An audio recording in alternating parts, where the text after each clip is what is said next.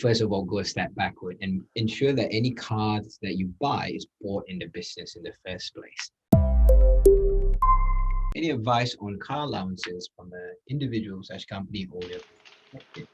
Well, when it comes to car allowances, usually what typically happens when there's a company that you work for, if you use your car for work purposes, instead of the business supplying a car for you, you use your own car.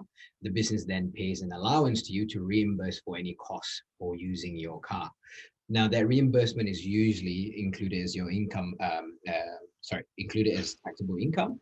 And usually what you do is you then claim the deduction on your car, so it offsets each other. So if you use all your allowance for your car expenses, there should be no tax payable. Now, if you own your own business, typically speaking,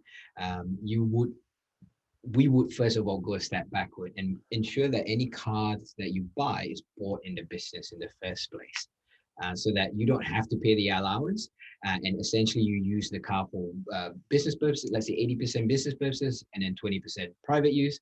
Then we just take up that private use as a contribution that you make to the business, essentially to recoup that. So it's the other way around. You're reimbursing the cost of the 20% to the business for using that car.